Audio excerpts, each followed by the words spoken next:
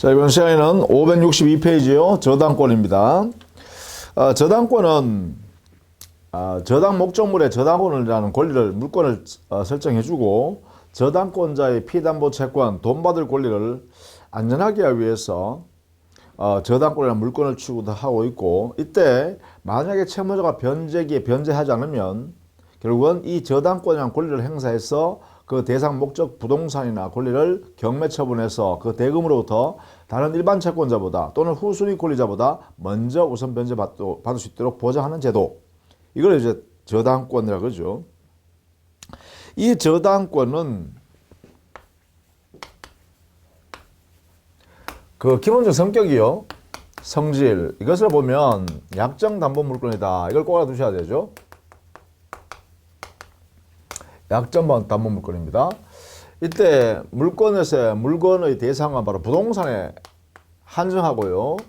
다만 우리 민법에서 지상권이나 전세권이라는 권리를 대상으로 해서 저당권을 설정할 수 있도록 하고 있습니다. 따라서 저당권의 대상 목적물은 부동산 그리고 지상권, 전세권 같은 권리, 우리 민법상에 되어 있습니다.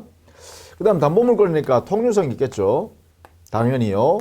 담보물권의 통유성에서 부종성, 수반성, 물상대위성, 불가분성, 이 네 가지를 모두 갖추고 있어요. 그 다음 담보물권이니까 부동산, 지상권, 전세권을 대상으로 해서 저당을 설정할 때는 반드시 등기 186조에 따라서 등기를 해야 합니다. 등기. 이렇게 하는 것이 이제 민법상의 저당권의 이 성질이다. 이렇게 보시면 되죠. 이렇게 보시면 되고. 자, 이때 저당권을 공부하기 위해서요. 19세기에 만든 근대 저당권요. 이 근대 저당권의 성격을 한번 보시면 이게 19세기네요. 근대 저당권은 기본적으로요. 다음과 같은 5가지의 특성을 가지고 있죠. 첫 번째 어떤 거냐면 등기라는 공시제도를 이용해서 공시한다라는 원칙에 이걸 적용합니다. 저당원의 존재를 누구든지 알 수 있도록 공시하고 있어요. 등기나 등록 같은 것으로 오죠. 그래서 이걸 적용하고 있고요. 두 번째는 저당권의 대상인 목적물과 피담보 채권을 특정한다 이 말이죠. 특정하는 것을 원칙으로 하고 있고요. 세 번째는 저당권을 설정하면 그 확정된 순위가 변동이 되지 않는다 해서 확정의 원칙을 적용하고 있어요. 설정할 때 그 순위와 내용이 확정되어 버린다. 그리고 네 번째는요. 저당권 자체가 독립적이다라는 것이에요. 즉 저당권이요. 피담보 채권이 존재해야 되지만은 피담보 채권과 별개로 독자적으로 독립한다 해서 독립성의 원칙을 인정하고 있어요. 근대 저당권의 성질입니다. 그 다음 마지막으로요.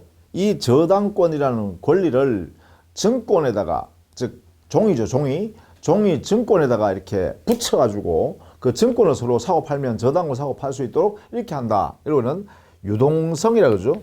유동화라 그러죠. 보통 증권으로 만든다. 증권화한다. 화채한다 그러죠. 화채. 예.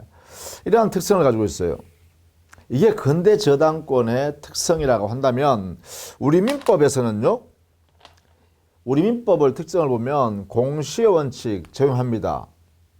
왜? 등기하니까.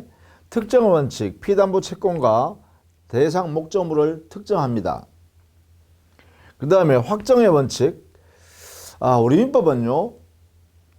동일한 부동산 위에 저당권이 1번, 2번, 3번 이렇게 저당권이 순서를 정해서 설정했다 할 때 선순위 저당권자의 저당권이 변제를 받음으로 인하여 저당권 소멸을 하면 후순위 저당권은 순위를 승진하게 되어 있어요.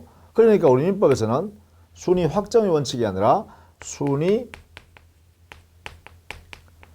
승진의 원칙으로 이렇게 우리 민법은 채택하고 있으니까 확정의 원칙은 적용하지 않는다 되겠죠. 또 독립의 원칙. 우리 민법은요. 피담보 채권이 없는 저당권은 존재할 수가 없어요.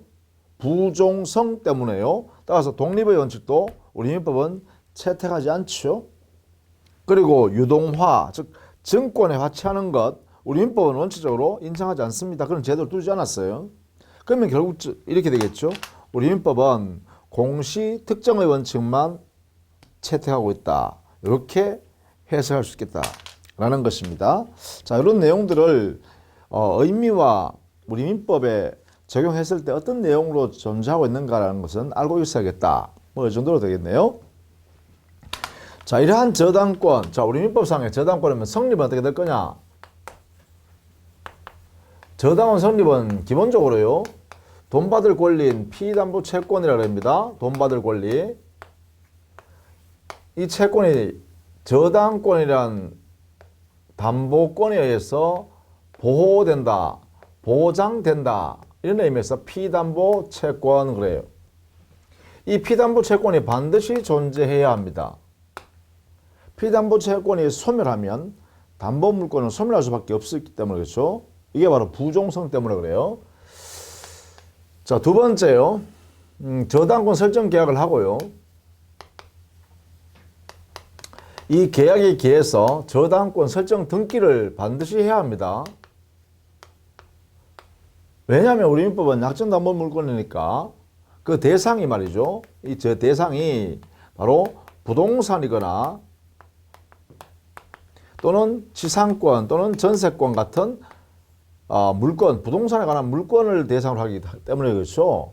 따라서 여기에 반드시 저당권 설정 등기해야 됩니다. 이렇게. 그래서 설정 계약을 하고 저당권 설정 등기하면 그러면 이제 저당권이 성립하는데 물론 이때 저당권 설정 계약의 당사자는 저당권 설정자하고 저당권자가 되겠죠. 자, 이 저당권자는 반드시 돈 받아야 할 채권자겠죠. 따라서 여기에는 저당권자는 채권자여야 한다. 그러나 여기에 저당권 설정자는요, 반드시 채무자일 필요는 없죠. 채무자 아닌 제3자가 저당권을 설정해도 무방하다는 것이죠. 그래서 저당권 설정자는 반드시 채무자일 필요는 없다. 즉, 이때 채무는 없는데 돈을 빌리지는 않지만 자기 부동산 위에다가 저당권 설정해준 제3자인 설정자를 뭐라 하냐? 이 사람을 우리는 물상 보증인이라고 합니다. 이름을 이렇게 지어요. 그죠? 그러니까 이 제3자 이름을 물상 보증인 이렇게 해요. 그래서 물상 보증인의 특징이 바로 채무가 없는 책임을 지는 사람이다. 그죠? 채무 없는 책임이다. 이렇게 보겠죠? 채무 없는 책임을 진다. 이런 성격이 바로 물상 보증인의 성격. 여기 제3자요. 이렇게 되겠죠. 자, 이렇게 저당권 설정자와 저당권자가 계약을 하게 됩니다. 이렇게 한 다음에 당에 이 부동산이나 지상권, 전세권 등기에다가 저당권 등기를 이렇게 하면 되죠. 이렇게, 그죠? 이렇게 하면 저당권이 성립하게 돼요. 물론 이때 돈 받을 권리인 채권은 종류를 불문해요.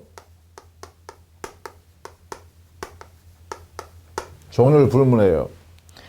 장차 성립할 채권이든 지금 확정되어 있는 채권이든 아니면 채권 일부에 대한 것이든 또는 채권 전부에 대한 것이든 또 하나의 채권이든 여러 개의 채권을 합쳐서 피담보 채권을 만들든 관계없습니다. 어쨌든 간에 돈 받을 채권이 존재하면 된다. 물건 인도 채권까지도 가능하다는 것입니다.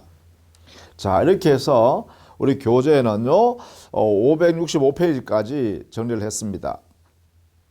자, 그 다음에 566페이지 보시죠. 이렇게 만들어진 저당권의 효력은 어떻게 미치냐? 효력이요. 기본적으로 효력은 요 두 가지는 알아두셔야 돼요. 이 효력이 미치는 범위부터 먼저 정해야 되는데 범위, 그것이 뭐냐? 돈을 안전하게 받을 수 있는 채권의 범위하고 저당권이 미치는 목적물의 범위가 있어요. 그죠? 물건의 대상, 어느까지 저당권이 미치는가? 즉, 저당 목적물에 관한 범위입니다. 물건에 관한 범위. 여기는요, 당의 부동산에는 당연히 미치죠. 그런데 이 부동산에 붙어 있는 부합물과 부합물이란 것은 일부가 되어버리죠. 이 물건에 부합되었다는 것은 이 부동산의 일부가 되었다. 그리고 종물에도 미칩니다. 종물. 이 부동산에서 항상 이 부동산의 상용에 도움을 주고 있는 공여를 하는 독립된 물건인 종물에도 저당 효력이 미쳐요. 그래서 저당권의 효력이 미치는 물건의 범위는 당해 부동산뿐만 아니라 그 저당권이 설정되기 전에 존재했던 부합물이든 종물이든 또는 그 저당권이 설정되고 난 뒤에 발생한 부합물이든 종물이든 원칙적으로 여기에도 저당권 효력이 미친다 이런 얘기입니다. 다만 이 부합물이나 종물에는 당사자끼리 별도의 약정을 하게 되면 효력이 미치지 않게 되고 별도의 약정을 등기하면 제3자한테 효력이 생기죠. 이렇게요. 부합물, 종물에 조심해야겠다. 그죠? 자, 여기에 우리 판례는 이런 말도 있죠. 요 종물에 저당권 효력이 미친다 했으니까 요 종물에는 종된 권리 이론도 있죠. 종된 권리, 즉 주된 권리에 저당권을 설정했다면 그 주된 권리에 붙어있는 종된 권리에도 효력이 미친다. 이렇게 해석합니다. 예컨대 토지 임차인이나 토지에 대한 지상권자가 그 토지 위에 건물을 소유하고 있다면 그 건물 소유권의 저당을 설정하게 되면 그 저당권은 지상권이나 토지 임차권에도 대항력이 저당권이 미친다. 그래서 종된 권리에도 저당권의 효력이 미친다. 이렇게 해석합니다. 이렇게. 자, 요거는 꼭 알아두셔야 됩니다. 대단히 중요해요. 물론 과실은 어떻게 되냐? 과실. 열매. 이 부동산으로부터 즉 저당 목적물인 부동산으로부터 나온 물건인 과실. 열매요. 천연과실, 법정과실, 사용이익 같은 중과실까지. 여기에는요. 원칙은 저당 효력이 미치지 않는다. 여기는 저당 효력이 미치지 않는다. 과실에는. 왜? 이 과실은 저당권 설정자가 용의권을 갖기 때문에 저당권 설정자가 그 과실 취득권이 있다 이거죠. 단 이 과실에 효력이 미치는 경우가 있다. 저당 효력이. 어떤 경우나 이게 바로 우리 민법 규정에 있다 이거죠. 그것은 바로 압류후가 되면 당해 부동산에 압류 효과가 발생하면 그때는 저당 효력이 미친다고 해석한다. 이렇게 합니다. 압류후. 뭐죠? 압류후. 이렇게 요게 과실에 대한 판단을 할 줄 알겠다 하는 것이죠. 그 다음에 저당권에 우선 변제를 누릴 수 있는 피담보 채권의 범위는 어디까지인가? 피담보 채권요. 담보되어지는 채권. 이 채권의 범위는 우리 민법에요. 360조에 명문으로 규정을 두었어요. 그러니까 이것도 역시 법 조문에 그대로 익혀야 됩니다. 원본 당연히 미칩니다. 이자 미칩니다. 위약금 미칠 수 있죠. 그 다음에 피담보 채권을 변제하기로 이행기가 도래했는데도 불구하고 이행하지 않으면 손해배상을 해줘야 되죠. 지연 손해배상이요. 손해배상액. 이것은요, 다만 이행기 후 1년분의 하나입니다. 이행기 후 1년 동안에 적용되는 손해배상액. 그리고 저당권 실행 비용도 들어가요. 이렇게요. 그래서 우리 민법 규정에요. 명문으로 이렇게 아예 정해놨다 그죠. 360조에서 저당권 효력이 미치는 범위는 피담보 채권, 즉 우선 변제받을 수 있는 영역이죠. 여기가 우선 변제받을 수 있는 것은 원본, 이자, 위약금 1년분에 해당되는, 즉 이행기 후 1년분에 해당되는 지연이자인 손해배상 청구 금액, 그리고 저당권 실행 비용까지 우선 변제 효력이 미친다. 그래서 피담보 채권에 이게 들어간다 이 말이죠. 이렇게. 다만 여기에 원본 이자 위약금은 등기를 할 수 있고 등기하면 전부가 보호됩니다. 원본 이자 위약금은 등기하고 등기하면 전부가 보장돼요. 그러나 여기에 있는 지연이자라든지 실행비용, 저당권 실행비용은 이것은 등기할 수가 없습니다. 두 개는, 그죠? 등기는 할 수 없습니다. 그러나 우선 변제는 1년분에 한해서 우선 변제 받을 수 있고요. 실행비용도 당연히 먼저 경락대금에서 우선 변제 가져간다 이 말이죠. 자, 이런 면에서 요 5가지죠. 하나, 둘, 셋, 넷, 5가지는 피담보 채권에 집어넣어서 저당권의 우선 변제를 여기를 통해서 가져간다라는 것입니다. 자, 이렇게 그 효력의 범위를 정리해 두셔야겠어요. 이것이 여러분 교재는 566페이지와 567페이지에 있어요. 요 핵심을 이렇게 딱딱 정리해서 여러분이 꼭 숙지해야 됩니다. 자, 그 다음에 568페이지에 우선 변제적 효력이죠. 저당의 효력에서 제일 중요한 게 바로 우선 변제적 효력 아니겠습니까? 그렇죠? 우선 변제. 자, 다른 일반 채권자보다는 우선 변제 받는다라는 것이에요.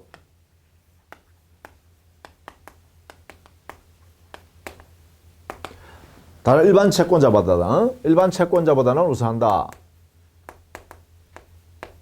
일반 채권보다는 우선합니다.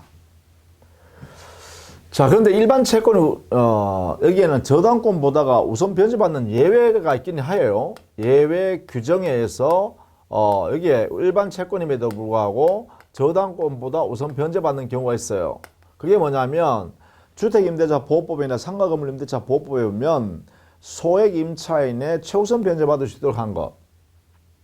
뭐 소액보증금입니다. 보통 주임법상, 그 다음에 상가임대차 보호법상,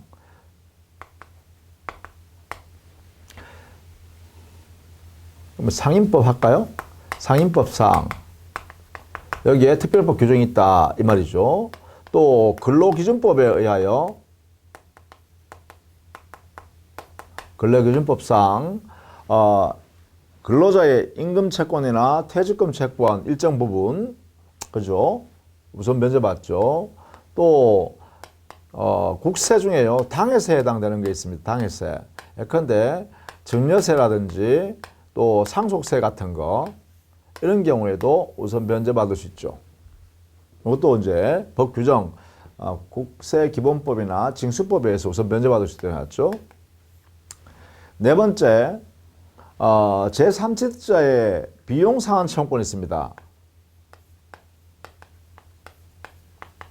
제3취득자의 비용상환 청구, 이것도 우선 변제받을 수 있도록 해놨죠. 이렇게 정리해놨습니다.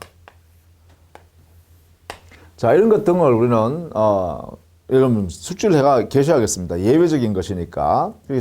되고, 나머지는요, 이 우선 변제는 뭐 순위에 따라 정합니다. 그죠? 등기상에 규정되어 있는 순서에 따라서 우선 변제 받아간다. 이렇게 되겠죠? 이렇게 정리하시면 되겠고, 그 다음에 저당권에서는요, 그 효력으로서 저당권 실행하는 게 나오겠죠? 실행. 그러면 저당권 실행은 어떻게 하느냐? 실행은 원칙적으로 우리 민법상으로 보면 경매권 행사입니다.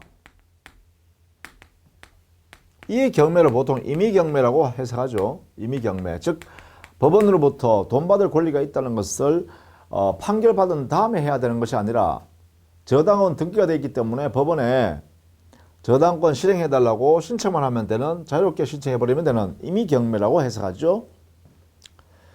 이게 이제 원칙인데요. 자, 이 순서는 우리 그렇게 중요하지 않습니다. 민법에서는. 그죠? 의미는 뭐냐? 그런데 경매권 실행 행사 청구하면 법원은 변제되지 않았다는 사실만 확인하면 바로 경매 실행을 해버립니다. 재판 같은 건 거치지 않고. 그러면 만약 이 경매권 이외의 방법으로 당사자가 약정하는 경우, 이것을 우리는 유저당 약정이라고 그래요. 이 약정의 이름을 유저당 약정이라는데, 이 유저당 약정이 유효한가라는 문제가 있다 이거죠. 먼저 유저당 약정이라는 것은 거기에 570페이지에 보시죠. 570페이지에 보면 유저당이란 것은 저당권 설정 계약이나 피담보 채권의 변제기 도래하기 전에, 변제기가 도래하기 전에 저당권 설정자와 저당권자 사이에 우리 민법상에 있는 저당권 실행 방법인 경매 실행, 이거 이외의 방법으로 채무자가 변제하지 않으면 그 저당권 실행하는 방법을 다음과 같이 정하자. 이렇게 정한다 라고 약속하는 그 약정을 우리는 유저당 약정이라 그래요. 이 유저당 약정을 했을 때 유효인가, 즉 변제기 전에 하는 약정이니까 혹시 채무자에게 불리하고 저당권 설정자에게 불리한 그런 내용이 될 우려가 심하기 때문에 그렇죠. 여기에 대해서 우리 민법 규정에 물권 법정주의상 금지하는 규정이 없다. 그렇다면 이것은 허용해야 한다. 그래서 허용할 수 있다라고 하고, 따라서 유효한 계약이라고 해석합니다. 유효한 계약이다. 이렇게 해요.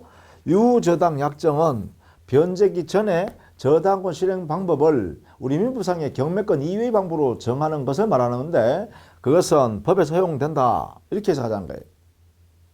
다만 이렇게 약정의 모습은 두 가지가 있죠.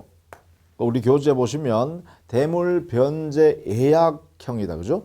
대물 변제 예약.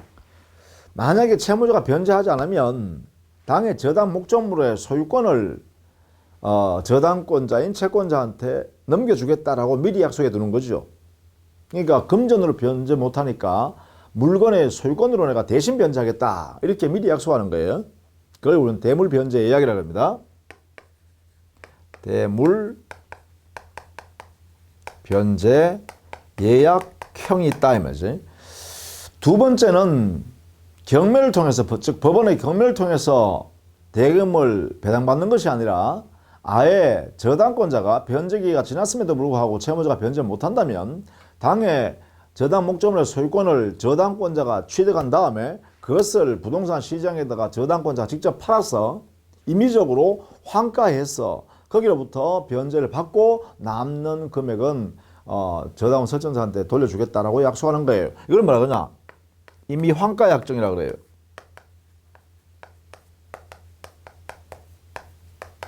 이런 형태로 이루어진다는 것이죠. 이런 형태로 이루어질 때 이것은 그래 법에서 된다고 해석하자. 이렇게 해석하는 거예요. 왜냐하면 물권 법정주의상 이런 행위 하지 말아라고는 금지가 없다는 것이죠. 그래서 이렇게 해석합니다. 그러나 질권에서는 유질 계약 금지죠. 질권에서는 그죠. 유질 계약할 수 못하도록 금지해놨죠. 이게 명문으로 금지 규정을 두고 있는데 반해서 죄송합니다. 유저당 약정, 유저당 계약을 금지하는 규정을 두지 않았다는 거예요. 그래서 이것은 유효라 하고, 유질 계약 금지라는 이 규정은 강행 규정이니까 질권 설정의 함에 있어서 이렇게 변제기 전에 만약에 채무자가 변제 못한다면 질권자가 소유권을 취득한다든가 또는 질권자가 그 물건을 개인적으로 팔아가지고 그래서 임의 환가한다든가 이런 약정하면 안 된다라고 금지해놨어요. 여기는 금지 규정이 있다. 여기는. 그리고 이것은 가행 규정이다. 이렇게 해석하는 거죠. 이렇게. 그래서 요 두 개를 비교할 수 있어야 됩니다. 자, 그 다음에 저당권과 용의권 관계인데, 저당권과 용의권 관계는 최선순위, 당의 부동산에 저당권과 용의권 했을 때 이 용의권이 존속하느냐, 이 여부를 어떻게 정할 거냐라는 것이에요. 용의권의 존속 여부. 이것은요, 당의 부동산에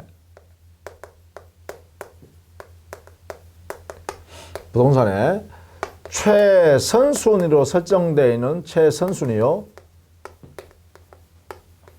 저당권, 이 저당권을 확정한 다음에 자, 이 부동산 위에 제일 위에 있는 저당권이 어느 것이냐를 정하고 그 최선순위 저당권 보다가 먼저 성립된 용익물권은 용익권, 이것은 존속합니다. 저당권이 경매되더라도. 그러나 이 최선순위 저당권보다 후에 성립한 용익권은 전부 다 소멸합니다. 이렇게 해석하시면 된다. 최선순위 저당권 했으니까 이 부동산에 1번 전세권이 설정되고 2번 저당권이 설정되고 3번 저당권이 설정되고 그러면 이게 최선순위 저당권이죠. 그러면 이 전세권은 존속한다 이 말이죠. 왜요? 먼저 성립된 용의권이니까. 근데 반대로 말이죠. 이 부동산에 1번 저당권이 설정되고 2번 전세권이 설정되고 3번 저당권이 설정되고 4번 저당권이 설정됐는데 만약에 4번 저당권자의 채무 변제기가 미리 왔어. 이게 경매 신청했다. 4번 저당권자가 경매 신청했다라고 하면 이 저당권에서는 이 부동산의 저당권은 어떻게 거죠? 이게 최선순위 저당권이죠. 그러면 1번 저당권보다 뒤에 된 전세권이니까 또 소멸하겠죠. 이렇게 소멸. 최선순위 저당권 보다가 나중에 된 전세권이니까 소멸돼야 되겠죠. 그런데 여기서 보시면 2번 저당권이지만 이 최선순위 저당권이죠. 여기서는 그죠? 이거보다 앞에 있는 이 전세권은 그대로 존속해야겠죠. 자, 이것만 이렇게 구별할 줄 알면 되겠다라는 것입니다. 그 다음에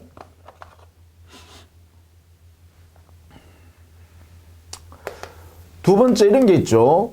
저당권 실행 때문에 저당권의 실행이 있을 때 법정 지상권이 성립하는 경우가 있죠.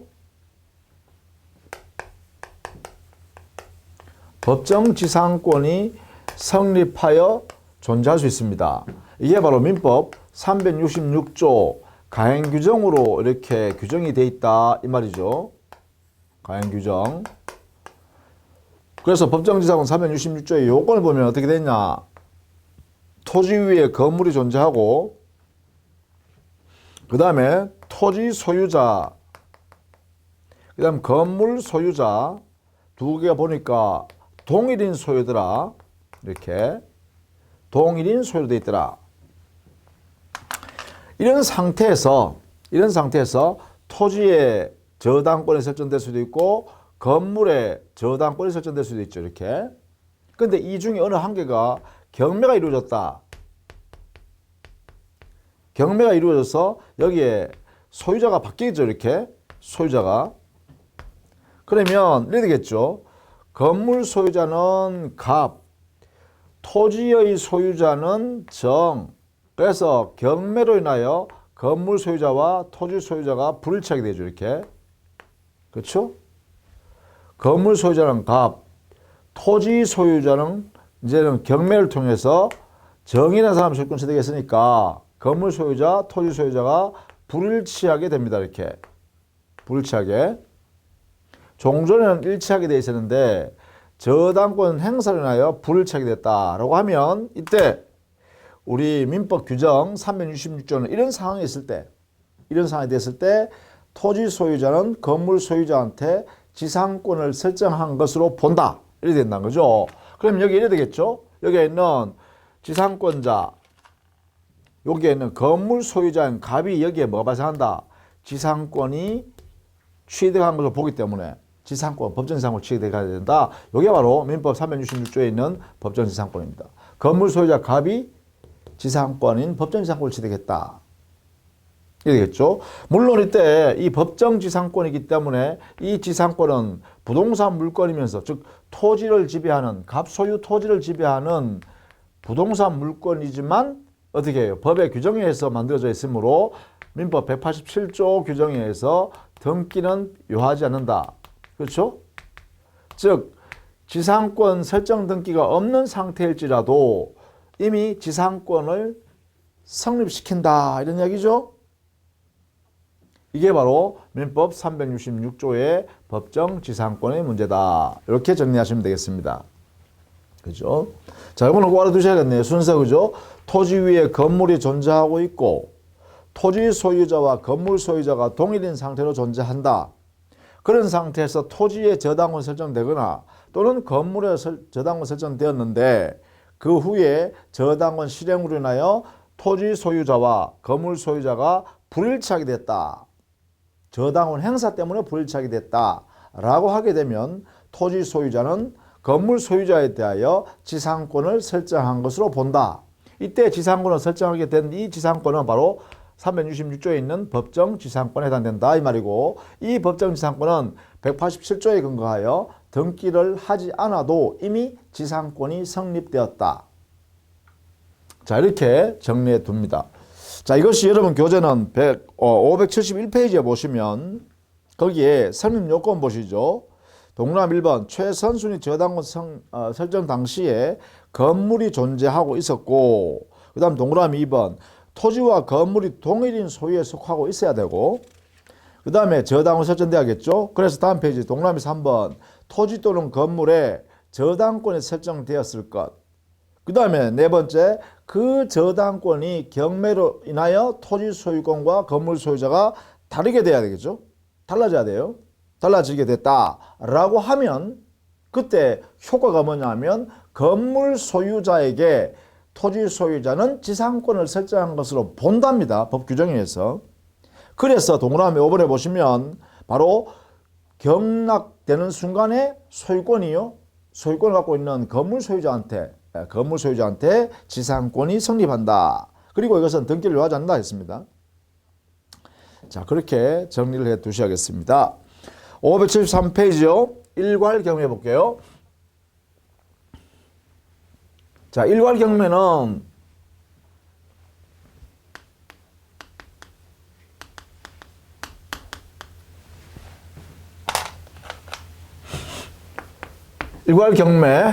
이것은 저당권자의 권리입니다. 저당권자의 권리이지 의무는 아니다. 권리이지 의무는 아니다. 이거부터 먼저 알아주셔야 돼요. 일괄 경매권 행사할 거냐 여부는 저당권자의 임의적 선택입니다. 자, 그럼 일괄 경매 어떨 때 하는 거냐? 요건. 이 요건을 우리 민법 365조에서 규정을 뒀습니다. 그 요건이 뭐냐 하면 바로 이렇게 되죠. 나지, 즉 건물이 없는 깨끗한 토지에 여기에 저당권을 설정하고, 이게 첫 번째입니다. 1번 나지에다가 저당권 설정했어요. 그럼 이때 저당권 설정자 갑이라 할까요? 갑 소유 나지에다가 저당권 을이 돈을 빌려주고 설정했다. 자, 그 다음에 2번이 뭐냐면 두 번째가 이제 건물을 신축합니다. 건물을 축조하는 거죠. 여기다가 건물을 축조한다. 이렇게. 자, 누가 축조했냐? 갑이라는 사람이 건물을 신축해서 소유권을 취득한다. 이 말이죠. 그러면 여기에 갑이라는 사람은 뭐예요? 저당권 설정자죠. 저당권 설정자가 토지에 저당권 설정해서 돈을 빌린 다음에 그 돈을 가지고 저당권 설정자가 건물을 세웠다 이 말이죠. 건물을 지었다 이 말이죠. 그러면 당연히요 동일한 소유자 되겠죠. 토지 소유자와 건물 소유자가 동일하게 됩니다. 이렇게 소유자가. 왜? 갑 저당권 설정자가 돈을 빌려서 자기가 그 토지 위에다 건물 지었으니까.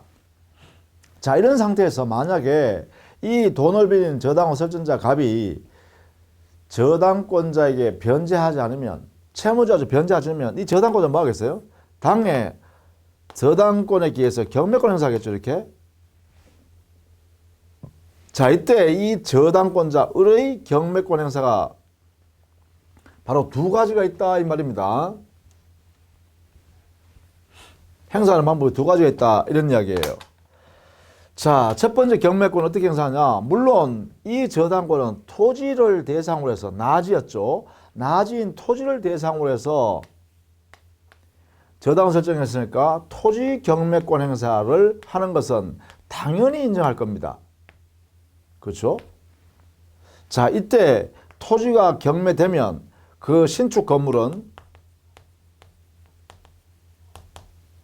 철거하여야 합니다. 반드시요. 여기에 있는 경락자 정, 토지를 소유권 취득한 정은요, 자기한테 허락도 받지 않은 상태에서 건물을 가지고 있는 거잖아요. 누가? 갑이. 갑이라는 사람이 건물을 가지고 있으면 당연히 뭐예요? 토지 소유자인 정, 경락자는요, 내 토지에서 건물 철거해. 이렇게 하겠죠. 따라서 토지 경락자는 건물을 철거를 청구하는 것은 소유권에 기한 물권 청구로서 정당하게 인정되고요. 따라서 건물은 신축된 건물이지만 철거해야만 합니다. 자, 이게 이제 저당권 행사로서 경매가 토지만 경매했을 때 이러한 결과가 발생해요. 토지만 경매했을 때는 건물을 철거해야 한다. 근데 이렇게 하면 너무 아깝죠. 그래서 이때 경매권 행사하는 방법을 이것도 인정하겠다는 거야. 이렇게 행사하는 것도 당연히 인정되지만 저당권자가 토지만 경매하는 것이 아니라 토지와 함께 그 위에 있는 건물을 함께 이렇게 경매 청구를 인정하겠다 이 말입니다. 이게 뭐예요? 이게 바로 일괄 경매다라는 것입니다. 이게 이 경매권이 일괄하여 경매했다 이런 이야기예요. 자, 이 권리를 우리 민법이 인정한다는 것입니다. 요 권리 행사를 선택하는 것을 인정하겠다라는 거예요. 이게 바로 저당권자의 권리이지 의무는 아니자 이 말입니다. 이렇게. 따라서 이때는 당연히 토지와 건물을요, 법원은 동일인에게 경락시켜야 합니다. 동일인에게 경락시키는 이유는 뭐죠? 토지와 건물을 동일한 사람이 사기 때문에 건물을 철거할 이유가 없죠. 자, 이게 이제 이게 의미입니다. 그럼 이때는 건물을 경락받았으니까 건물 철거할 필요 없고, 다만 저당권자는요, 자, 경락대금에서는 토지의 경락대금에서는 여기서는 우선 변제받을 수 있겠죠. 이유는 뭐예요? 이 토지는 저당 목적물이니까 그로부터 나온 대금에 대해서는 우선 변제가 허용되죠. 그러나 건물 대금에 대해서는 여기에서는 우선 변제의 효력이 발생할 수 없죠. 당연히 그죠. 왜냐하면 이 건물의 대가는 건물이란 것은 저당 목적물이 아니잖아요. 그래서 건물 대금 여기서부터는 우선 변제적 효력이 있는 수가 없다. 이렇게 되겠죠. 자, 이렇게 해요. 이때 일괄 경매권은요, 행사 여부는 오로지 저당권자의 자유입니다. 저당권자의 권리이기 때문에 이렇게 행사할 것인지 여부는 저당권자의 자유다. 이렇게 정리해 두셔야 돼요. 자, 이때요, 반드시 일괄 경매, 토지와 건물을 함께 경매할 때는 여기에 있는 토지 소유자인 저당권 설정자가 반드시 건물 소유권을 같이 가지고 있어야 돼. 이게 일괄 경매를 하기 위해서는 꼭 알아두셔야 됩니다. 일괄 경매를 하기 위해서는 반드시 저당권 설정자인 토지 소유자가, 이 사람 토지 소유자죠. 소유자가 반드시 건물의 소유권을 함께 보유하고 있어야 됩니다. 이렇게 되었을 때만 일괄 경매가 허용된다 이런 얘기예요. 자, 이것을 꼭 기억해 주셔야 돼요. 이것을 꼭 기억해야 돼요. 언제요? 일괄 경매권 신청할 당시에요. 일괄 경매를 신청할 당시에 반드시 이 두 가지가 동일인 소유자인 저당권 설정자한테 있어야 한다. 이렇게 정리해 둡니다. 이것이 여러분 교재는 573페이지예요. 거기에 요건에 보시면 저당권 설정 당시에 건물이 없을 것, 토지에 저당권 설정한 거예요. 그래서 보통 건물이 없기 때문에 뭐라 그래요? 우리 사회에서는 나지라 그러죠. 나대지 그러잖아요. 그죠? 그 나지해야 된다는 거예요. 그 나지 소유권에다가 저당권 설정했는데 그 다음에 그 소유자, 저당권 설정자가 그 토지 위에다가 건물을 축조해야 돼요. 새로.